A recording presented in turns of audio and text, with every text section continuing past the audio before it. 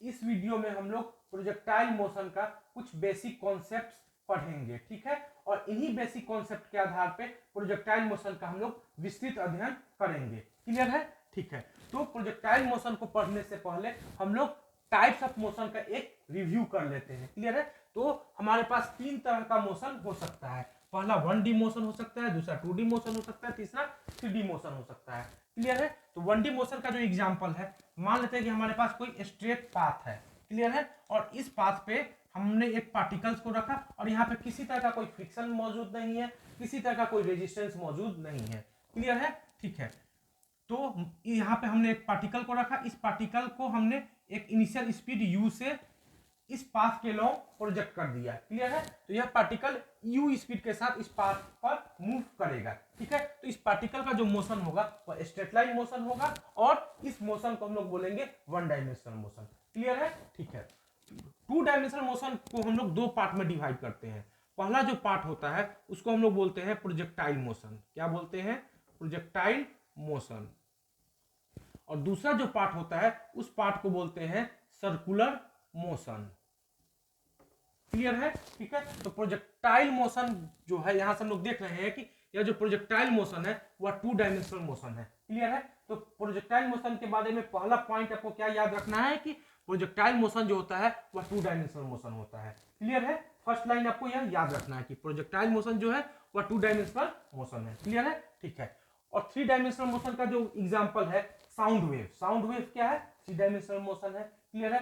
जब एक पतंग को हम लोग उड़ाते हैं तो पतंग का जो मोशन होता है वह क्या है? 3 डायमेंशनल मोशन है। क्लियर है।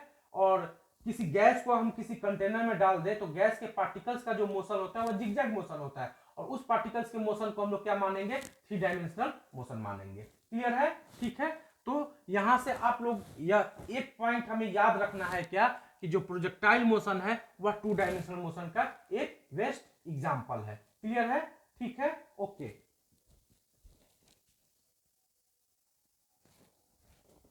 तो अभी हम लोगों ने क्या देखा कि जो प्रोजेक्टाइल मोशन है वह क्या है? 2 डायमेंशनल मोशन है, ठीक है। तो हम लोग लिख सकते हैं कि projectile motion is good example of 2D motion. Clear है, ठीक है। क्योंकि प्रोजेक्टाइल 2 डायमेंशनल मोशन है तो प्रोजेक्टाइल मोशन को समझने के लिए हमें 2 एक्सिस की आवश्यकता होगी। क्लियर है, ठीक है। तो मान लेते हैं कि हमारे पास यह एक्स एक्सिस है और ये हमारे पास वाई एक्सिस है और एक्स एक्सिस और वाई एक्सिस दोनों एक दूसरे पर क्या होते हैं? परपेंडिकुलर होते हैं। क्लियर है, ठीक है। तो एक्स एक्सिस को हम लोग प्रोजेक्टाइल मोशन पढ़ने के लिए हॉरिजॉन्टल एक्सिस के रूप में कंसीडर करते हैं और वाई एक्सिस को हम लोग वर्टिकल एक्सिस के रूप में कंसीडर करते हैं। क्लियर है, ठीक है। तो यदि हम लोग किसी पार्टिकल को, ठीक है, मान लेते हैं हमारे पास यहाँ पे कोई पार्टिकल है, इस पार्टिकल को हम लोग इनिशियली यू स्पीड से एक्स एक्सिस की अलोंग प्रोजेक्ट करते हैं तो यह पार्टिकल जो है एक्स एक्सिस के अलोंग मूव करेगा केवल। क्लियर है, ठीक है, ठीक है। यानी यह जो पार्टिकल है हॉरिजॉन्टल एक्सिस के अलोंग मूव करेगा। क्लियर है, ठीक है। यानी इस पार्टिकल का जो मोशन होगा वह स्ट्रेट लाइन मोशन होगा या 1 डायमेंशनल मोशन होगा। क्लियर है, ठीक है, ठीक। इस समय इस पार्टिकल का और एक्स एक्सिस के बीच का एंगल कितना है? थीटा अगर मान लेते तो वह थीटा कितना होगा? 0 डिग्री होगा। क्लियर है, ठीक है। अब हम करते क्या है कि हमारे पास यह एक दूसरा पार्टिकल है ब्लैक वाला, इस पार्टिकल को इनिशियल स्पीड दे देते हैं u, किस डायरेक्शन में? वाई एक्सिस के लॉन्ग, यानी कि इस ब्लैक वाले पार्टिकल को वर्टिकल डायरेक्शन में u स्पीड से प्रोजेक्ट कर देते हैं। तो यह पार्टिकल कैसे मूव करेगा? यहां से मूव करता जाएगा, किसी एक पॉइंट पे इसका वेलोसिटी 0 होगा और वहां पर किसी इंस्टेंट के लिए रुकेगा और वह फिर vertically due to gravitational force के कारण वह क्या करेगा? नीचे गिरना चालू कर जाएगा। यानी इस पार्टिकल का जो मोशन होगा वह वाई एक्सिस के लॉन्ग होगा, ठीक है। और यह हम बोल सकते हैं कि इस ब्लैक वाले पार्टिकल का जो मोशन है वह कैसा मोशन है? वर्टिकल मोशन होगा। क्लियर है, ठीक है। तो ब्लैक वाले पार्टिकल को हम लोग कैसे प्रोजेक्ट किए हैं? एक्स एक्सिस के साथ कितना डिग्री के एंगल पर प्रोजेक्ट किए हैं? 90 डिग्री के एंगल पर प्रोजेक्ट किए हैं, क्योंकि इस ब्लैक वाले पार्टिकल को हमने वाई एक्सिस के लॉन्ग प्रोजेक्ट किया है। क्लियर है, ठीक है। तो ब्लैक वाले पार्टिकल के लिए थीटा कितना होगा? 90 डिग्री, यानी π/2। क्लियर है, ठीक है। तो यहां से हम लोग क्या देख रहे हैं कि जब किसी पार्टिकल को, ठीक है, हॉरिजॉन्टल एक्सिस के साथ 0 डिग्री के एंगल पर फेंकते हैं, प्रोजेक्ट करते हैं, तो वह पार्टिकल स्ट्रेट लाइन में मूव करता है।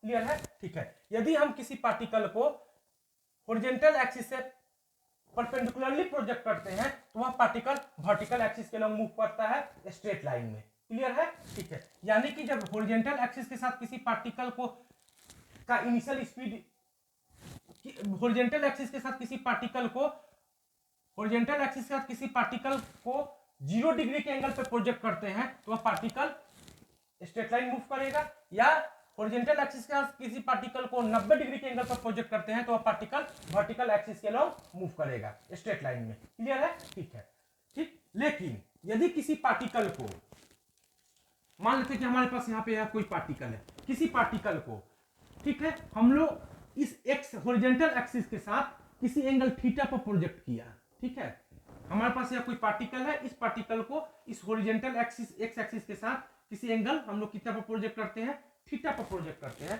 तो इस पार्टिकल का जो मोशन होता है वह कुछ इस तरीके से होता है। ठीक है, इस पार्टिकल का जो मोशन होता है कुछ इस तरीके से होता है। ठीक है, तो इस पार्टिकल का जो मोशन है, ठीक है, इस केस में हम लोग बोलेंगे इस पार्टिकल का जो मोशन है वह प्रोजेक्टाइल मोशन है। क्लियर है? ठीक है, समझ में आ गया? यानी कि जब किसी पार्टिकल को एक्स एक्सिस यानी कि हॉरिजॉन्टल एक्सिस को एच ए लिख दे और वर्टिकल एक्सिस को क्या लिख दे, वी ए लिख दे, तो हम बोल सकते हैं कि जब किसी पार्टिकल को हॉरिजॉन्टल एक्सिस के साथ किसी एंगल थीटा पर प्रोजेक्ट किया जाता है तो उस पार्टिकल का जो मोशन होता है उस मोशन को हम लोग क्या बोलते हैं, प्रोजेक्टाइल मोशन बोलते हैं। क्लियर है? तो प्रोजेक्टाइल मोशन है क्या, समझ में आ गया होगा? यानी कि जब किसी पार्टिकल को हॉरिजॉन्टल एक्सिस के साथ किसी एंगल थीटा पे हम लोग प्रोजेक्ट करते हैं तो पार्टिकल का जो मोशन होता है वही मोशन क्या कहलाता है, प्रोजेक्टाइल मोशन कहलाता है। क्लियर है? ठीक है, यहाँ पे थीटा क्या नहीं होना चाहिए, तो थीटा को 0 डिग्री नहीं होना चाहिए। यदि थीटा 0 डिग्री हो जाएगा तो मोशन कैसा हो जाएगा, यह वाला केस आ जाएगा, इस केस में मोशन क्या हो जाएगा, हॉरिजॉन्टल मोशन हो जाएगा। क्लियर है? ठीक है, यानी कि इस केस में जब थीटा 0 होगा ये पार्टिकल एक्स एक्सिस के लिए मूव करना चालू करेगा इन स्ट्रेट लाइन। क्लियर है? तो थीटा क्या नहीं होना चाहिए, 0 नहीं होना चाहिए। क्लियर है? ठीक है, दूसरा चीज कि थीटा और क्या नहीं होना चाहिए, थीटा जो है वह π/2 भी नहीं होना चाहिए। जब किसी पार्टिकल को हम लोग क्या करते हैं, हॉरिजॉन्टल एक्सिस से परपेंडिकुलरली थ्रो करते हैं यानी कि π/2 एंगल पर प्रोजेक्ट करते हैं तो पार्टिकल स्ट्रेट लाइन में मूव करता है। क्लियर है? ठीक, क्लियर है ये चीज? तो यदि इस पार्टिकल को अगर हम लोग थीटा अगर यहाँ पे π/2 हो जाएगा तो यह पार्टिकल कैसे मूव करेगा, इस y एक्सिस के लिए मूव करना चालू कर जाएगा। ठीक है, तो वह एक स्ट्रेट लाइन मोशन हो जाएगा, वो प्रोजेक्टाइल मोशन नहीं होगा। तो थीटा क्या नहीं होना चाहिए, दूसरा π/2 नहीं होना चाहिए। क्लियर है? ठीक है, तो यानी कि जब किसी भी पार्टिकल को हम प्रोजेक्टाइल मोशन का डिफिनीशन क्या देंगे, जब किसी भी पार्टिकल को, ठीक है, हॉरिजॉन्टल एक्सिस के साथ किसी एंगल थीटा पे प्रोजेक्ट करते हैं जहां थीटा क्या नहीं है, 0 डिग्री नहीं है और π/2 नहीं है, तो उस पार्टिकल का जो मोशन होता है अंडर ग्रेविटी, उस पार्टिकल का जो मोशन होता है अंडर ग्रेविटी, तो उस मोशन को हम लोग बोलते हैं प्रोजेक्टाइल मोशन। क्लियर है? तो प्रोजेक्टाइल मोशन क्या है, आप लोग डिफिनीशन लिख सकते हैं। क्लियर है? क्या लिख सकते हैं कि जब किसी पार्टिकल को हॉरिजॉन्टल एक्सिस के साथ किसी एंगल थीटा पे हम लोग प्रोजेक्ट करते हैं और थीटा क्या नहीं है, ब्रैकेट में लिखेंगे 0 डिग्री नहीं है और π/2 नहीं है, तो इस प्रोजेक्टाइल, इस पार्टिकल का जो ग्रेविटी के अंदर जो मोशन होगा, ग्रेविटी के इन्फ्लुएंस में जो मोशन होगा वही मोशन क्या कहलाएगा, प्रोजेक्टाइल मोशन कहलाएगा। क्लियर है? ठीक है, ओके। और इस पार्टिकल को हम लोग क्या बोलेंगे, जिस पार्टिकल को हमने प्रोजेक्ट किया है उसी पार्टिकल को हम लोग बोलेंगे प्रोजेक्टाइल। क्लियर है? इस पार्टिकल को बोलेंगे प्रोजेक्टाइल और इसके मोशन को क्या बोलेंगे, प्रोजेक्टाइल मोशन। क्लियर है? तो पार्टिकल प्रोजेक्टाइल अलग है और प्रोजेक्टाइल मोशन अलग है। क्लियर है? ठीक है, प्रोजेक्टाइल है क्या, तो यह पार्टिकल प्रोजेक्टाइल है और इस पार्टिकल को जब हम किसी एंगल थीटा पे हॉरिजॉन्टल एक्सिस के साथ किसी एंगल थीटा पे प्रोजेक्ट करते हैं तो इस पार्टिकल का जो मोशन होता है वही मोशन क्या कहलाता है, प्रोजेक्टाइल मोशन कहलाता है। क्लियर है? ठीक है, ओके। तो आप प्रोजेक्टाइल मोशन का डिफिनीशन लिख सकते हैं और आप जो है कि प्रोजेक्टाइल क्या है उसका भी डिफिनीशन लिख सकते हैं। क्लियर है? ठीक है, ओके।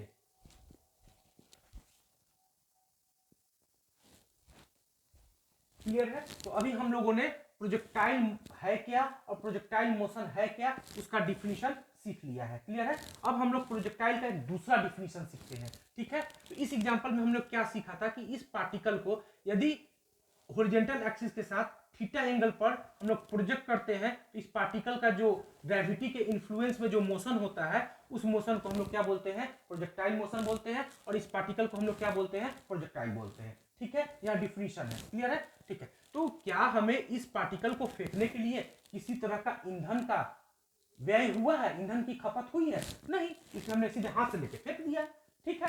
तो इस पार्टिकल को फेंकने के लिए किसी तरह का ईंधन का खपत नहीं हुआ है। तो प्रोजेक्टाइल का एक दूसरा डिफिनेशन इस रूप में दिया जा सकता है कि जब किसी पार्टिकल को, ठीक है, पार्टिकल को किसी ईंधन के खपत के बिना, ठीक है, हम लोग उसको प्रोजेक्ट कर, किसी ईंधन के खपत के बिना उसे प्रोजेक्ट किया जाता है स्पेस में, और वह पार्टिकल ग्रेविटी के अधीन मूव करता है, तो उस पार्टिकल को हम लोग बोलते हैं प्रोजेक्टाइल। यानी अगर मान लेते हैं कि यह हमारे पास कोई पार्टिकल है, इस पार्टिकल को हमने बिना किसी ईंधन के खपत के हमने प्रोजेक्ट कर दिया, इनिशियल स्पीड क्या दे दिया, यू दे दिया, तो यह पार्टिकल क्या करेगा, ग्रेविटी के इन्फ्लुएंस में इस स्पेस में, इस एटमॉस्फेयर में क्या करेगा, मूव करेगा, ठीक है।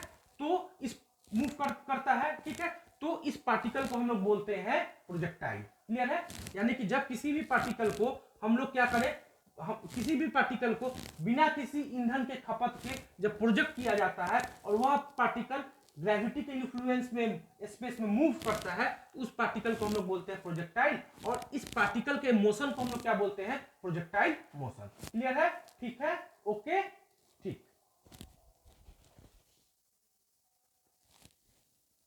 अब हम लोग एग्जाम्पल ऑफ प्रोजेक्टाइल मोशन समझते हैं। ठीक है, बचपन में हम लोगों ने धनुष से तीर चलाया है, तो तीर का जो मोशन है वह क्या है, प्रोजेक्टाइल मोशन है। ठीक है, तीर क्या करता है, स्पेस में ग्रेविटी के अधीन मूव करता है। ठीक है, तो तीर का जो मोशन है वह प्रोजेक्टाइल मोशन है। क्लियर है?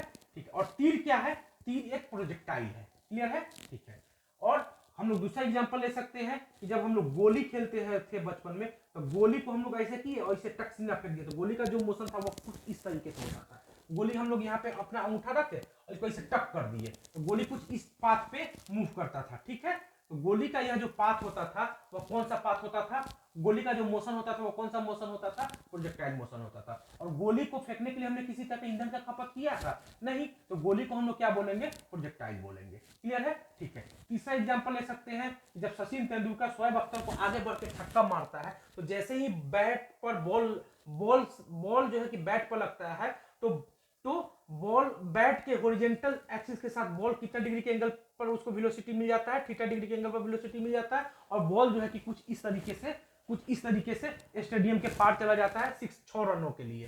ठीक है, तो बॉल का जो मोशन है वह कैसा मोशन होगा, वह प्रोजेक्टाइल मोशन होगा, और बॉल को हम लोग क्या बोलेंगे, प्रोजेक्टाइल बोलेंगे। क्यों? क्योंकि बॉल को इनिशियल यू स्पीड देने के लिए किसी तरह के ईंधन का व्यय नहीं हुआ है, ईंधन का किसी तरह का खपत नहीं हुआ है। ठीक है, तो बॉल को हम लोग प्रोजेक्टाइल बोलेंगे और बॉल के मोशन को हम लोग क्या बोलेंगे, प्रोजेक्टाइल मोशन बोलेंगे। क्लियर है? ठीक है, इसी तरह से बहुत सारे एग्जांपल हो सकते हैं। क्लियर है? ओके, ठीक है, ठीक है। अब हम लोग पढ़ेंगे कि प्रोजेक्टाइल मोशन के प्रॉब्लम्स को सॉल्व करने के लिए क्या क्या लिमिटेशन हो सकता है, यानी प्रोजेक्टाइल मोशन के प्रॉब्लम्स को सॉल्व करने के लिए हम लोग क्या क्या कंसीडर करके कर सकते हैं। क्लियर है? ठीक है, तो सबसे पहली बात है कि प्रोजेक्टाइल मोशन होता क्या है, जब किसी भी पार्टिकल को हम लोग हॉरिजॉन्टल एक्सिस के साथ, ठीक है, हॉरिजॉन्टल एक्सिस के साथ किसी एंगल थीटा पर कोई इनिशियल स्पीड u से प्रोजेक्ट करते हैं, तो यह पार्टिकल जो है ग्रेविटेशनल फोर्स के अंदर क्या करता है, मूव करता है। क्लियर है? तो इस पार्टिकल का जो मोशन होता है वह मोशन प्रोजेक्टाइल मोशन कहलाता है। ठीक है, इस पार्टिकल पर कौन सा फोर्स हमेशा एक्टिव होगा, केवल ग्रेविटेशनल फोर्स एक्टिव होता है। ठीक है, और इसके अतिरिक्त कोई दूसरा फोर्स इसमें इस पार्टिकल पर लगता नहीं है। क्लियर है? ठीक है, तो प्रोजेक्टाइल मोशन में आपको हमेशा यह एक लाइन याद रखना होगा कि प्रोजेक्टाइल मोशन में केवल ग्रेविटेशनल फोर्स ही एक्टिव फोर्स है, इसके अतिरिक्त दूसरा कोई फोर्स एक्टिव नहीं है। क्लियर है? ठीक है, तो इस प्रोजेक्टाइल मोशन के लिए थीटा क्या नहीं होना चाहिए, थीटा 0 डिग्री नहीं होना चाहिए। ठीक है, और थीटा क्या नहीं होना चाहिए, π/2 नहीं होना चाहिए। तो फर्स्ट हम लोग प्रोजेक्टाइल मोशन के लिए क्या कंसीडर करते हैं, यह जो थीटा होता है वह 0 डिग्री नहीं है और π/2 नहीं है। क्लियर है? तो फर्स्ट मेरा जो एज्यूम्पशन है फॉर प्रोजेक्टाइल मोशन, उसके लिए थीटा क्या नहीं है, 0 डिग्री नहीं है, और थीटा क्या नहीं है, π/2 नहीं है। क्लियर है? दूसरा, प्रोजेक्टाइल मोशन के प्रॉब्लम को सॉल्व करने के लिए दूसरा सबसे इंपॉर्टेंट पॉइंट क्या है कि प्रोजेक्टाइल मोशन जब कभी भी किसी पार्टिकल प्रोजेक्टाइल मोशन का अधीन मूव करेगा, तो उस पार्टिकल पर केवल और केवल ग्रेविटेशनल फोर्स ही लगेगा। क्लियर है? ठीक है, अब इसको एक बार और ध्यान से सुन लीजिए, जब कोई भी पार्टिकल ठीक है, प्रोजेक्टाइल मोशन के अंतर्गत मूव करता है, यानी जब किसी भी पार्टिकल का प्रोजेक्टाइल मोशन होता है तो उस पार्टिकल पर केवल कौन सा फोर्स लगता है, केवल और केवल ग्रेविटेशनल फोर्स ही लगता है। क्लियर है, ठीक है। और वह ग्रेविटेशनल फोर्स लगता कैसे है, तो ग्रेविटेशनल फोर्स मान लेते हैं कि यह पार्टिकल यहाँ पे है, इस पर ग्रेविटेशनल फोर्स वर्टिकली डाउनवर्ड लगेगा। ठीक है, मान लेते हैं पार्टिकल अगर यहाँ पे है तो इस पार्टिकल पर ग्रेविटेशनल फोर्स क्या लगेगा, वर्टिकली डाउनवर्ड लगेगा। क्लियर है, ठीक है। तो आपको यह दूसरा पॉइंट याद रखना है ये प्रोजेक्टाइल मोशन के प्रॉब्लम्स को सॉल्व करने के लिए। क्लियर है, ठीक है। प्रोजेक्टाइल मोशन के प्रॉब्लम को सॉल्व करने के दूसरा पॉइंट हमारे पास क्या है कि प्रोजेक्टाइल जब कोई भी पार्टिकल प्रोजेक्टाइल मोशन करेगा तो उस पार्टिकल पर जो केवल और केवल कौन सा फोर्स लगेगा, ग्रेविटेशनल फोर्स लगेगा। और वह किस डायरेक्शन में लगेगा, तो पार्टिकल पर वर्टिकली किधर लगता है, डाउनवर्ड डायरेक्शन में लगता है। क्लियर है, तो ओनली एक्टिव फोर्स क्या होगा, ओनली एक्टिव फोर्स जो होता है वह कौन सा फोर्स है, ग्रेविटेशनल फोर्स है। क्लियर है, ठीक है, जीएफ है, ग्रेविटेशनल फोर्स है। क्लियर है, ठीक है। और इसको हम कुछ इस तरह से लिखते हैं, ग्रेविटेशनल फोर्स। क्लियर है, ठीक है। और यह फोर्स लगता कैसे है, यह फोर्स जो लगता है वह कैसे लगता है, वर्टिकली डाउनवर्ड लगता है। क्लियर है, अगर मान लेते हैं कि पार्टिकल यहां पे है तो इस पार्टिकल पर जो फोर्स लगेगा वह कैसे लगेगा, वर्टिकली डाउनवर्ड, कुछ इस डायरेक्शन में ग्रेविटेशनल फोर्स लगेगा। क्लियर है, ठीक है। तीसरा इसमें पॉइंट क्या है हमारे पास, तीसरा जो सबसे इंपॉर्टेंट पॉइंट है कि हमारा जो अर्थ सरफेस है वह तो ऊबड़ खाबड़ है। ठीक है, तो प्रोजेक्टाइल मोशन को सॉल्व करने के लिए अर्थ के सरफेस को हम लोग क्या मानेंगे, फ्लैट सरफेस मानेंगे। क्लियर है, तो तीसरा हमारे पास क्या एज्यूम्पशन है कि अर्थ के सरफेस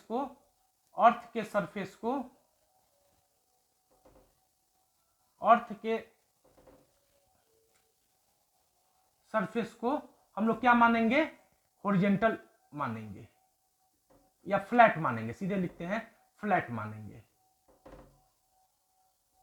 फ्लैट मानेंगे। क्लियर है, ठीक।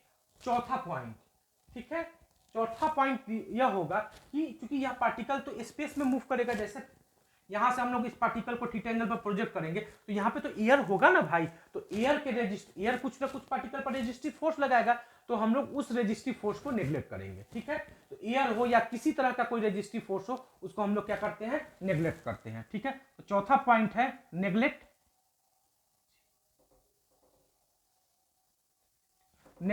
Air resistance.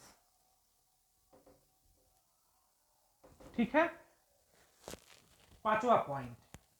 ठीक है, और ठीक, चार पॉइंट तो हम लोग समझ गए। पांचवा पॉइंट इसमें यह होगा कि जब कभी भी कोई भी पार्टिकल प्रोजेक्टाइल मोशन करता है तो उस पार्टिकल के पास केवल और केवल ग्रेविटेशनल एक्सीलरेशन ही होता है। क्यों, क्योंकि जब कोई भी पार्टिकल प्रोजेक्टाइल मोशन करता है तो उसके पास उस पर कौन सा फोर्स केवल एक्टिव होता है, केवल ग्रेविटेशनल फोर्स एक्टिव होता है। तो जब ग्रेविटेशनल फोर्स है तो ग्रेविटेशनल फोर्स के कॉरस्पॉन्डिंग कौन सा एक्सीलरेशन होगा, ग्रेविटेशनल एक्सीलरेशन होगा। क्लियर है, ठीक है। तो जब कभी भी कोई भी पार्टिकल प्रोजेक्टाइल मोशन करेगा तो उस पार्टिकल पर हमेशा कौन सा एक्सीलरेशन, केवल और केवल कौन सा एक्सीलरेशन एक्टिव होगा, केवल और केवल ग्रेविटेशनल एक्सीलरेशन ही एक्टिव होगा। और ग्रेविटेशनल एक्सीलरेशन किस डायरेक्शन में होगा, तो वर्टिकली डाउनवर्ड डायरेक्शन में होगा। क्लियर है, ठीक है। तो मान लेते हैं कि यह कोई पॉइंट है, यहाँ पार्टिकल जो है कि यहाँ से मूव करते हुए यहाँ पहुंचा, तो इस पॉइंट पर ग्रेविटेशनल एक्सीलरेशन किस डायरेक्शन में होगा, इस वर्टिकली डाउनवर्ड डायरेक्शन में होगा। ठीक है, और ग्रेविटेशनल एक्सीलरेशन को कैसे रिप्रेजेंट करते हैं, स्मॉल जी से रिप्रेजेंट करते हैं। क्लियर है, तो ग्रेविटेशनल एक्सीलरेशन यहाँ पे किस डायरेक्शन में होगा, वर्टिकली डाउनवर्ड डायरेक्शन में होगा, और उसको कैसे रिप्रेजेंट करेंगे, स्मॉल जी से रिप्रेजेंट करेंगे। क्लियर है, ठीक है। तो इस पॉइंट पर ग्रेविटेशनल एक्सीलरेशन किधर होगा, वर्टिकली डाउनवर्ड। कैसे होगा, हम लोग उसको किस से रिप्रेजेंट करेंगे, स्मॉल जी से। इस पॉइंट पर ग्रेविटेशनल एक्सीलरेशन क्या होगा, वर्टिकली डाउनवर्ड होगा, और इसको कैसे रिप्रेजेंट करेंगे, स्मॉल जी से। क्लियर है, ठीक है। तो यहां से लेकर के यहां तक जो यह जो प्रोजेक्टाइल का जो पाथ है, उस पाथ के हर एक पॉइंट पर जो ग्रेविटेशनल एक्सीलरेशन होगा वह क्या होगा, वर्टिकली डाउनवर्ड होगा। क्लियर है, तो पांचवा पॉइंट हमको याद क्या रखना है कि ओनली कौन सा फोर्स, कौन सा एक्सीलरेशन एक्टिव होता है, only gravitational acceleration is active. इसके अतिरिक्त इस प्रोजेक्टाइल मोशन के केस में दूसरा कोई एक्सीलरेशन नहीं लिया जाता है। क्लियर है, ठीक है। और इस एक्सीलरेशन का डायरेक्शन कैसे होता है, तो जिस पॉइंट पर हमको एक्सीलरेशन का डायरेक्शन लिखना है उस पॉइंट पर हम लोग परपेंडिकुलरली क्या डाल देंगे, डाउनवर्ड होता है एक्सीलरेशन का वैल्यू, ठीक है। परपेंडिकुलरली एक्सीलरेशन का डायरेक्शन क्या होता है, परपेंडिकुलरली डाउनवर्ड होता है। इस पॉइंट पर अगर हम लोग एक्सीलरेशन को देखें, इस पॉइंट पर क्या होगा, एक्सीलरेशन किस डायरेक्शन में होगा, वर्टिकली डाउनवर्ड डायरेक्शन में होगा। क्लियर है, ठीक है, ठीक है।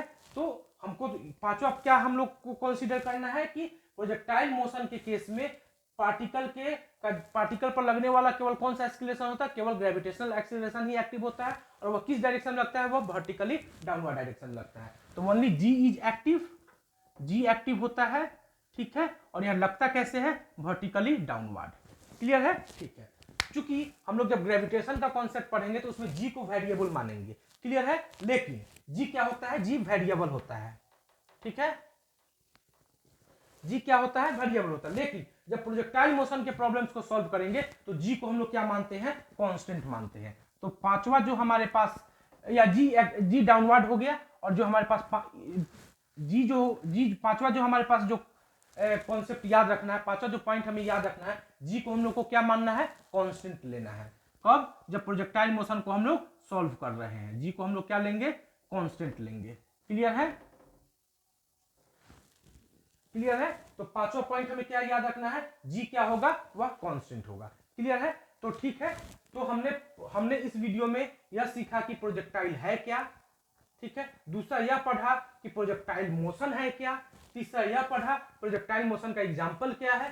चौथा हमने यह पढ़ा कि प्रोजेक्टाइल मोशन के प्रॉब्लम्स को सॉल्व करने के लिए हमें किन किन बातों पर ध्यान रखना है। क्लियर है, ठीक है। तो आप इस वीडियो को एक बार देखिएगा, समझिएगा, और इस वीडियो में जो भी इंपॉर्टेंट बात आपको लगी हो उसको आप लोग एक बार नोट जरूर कीजिएगा, ठीक है।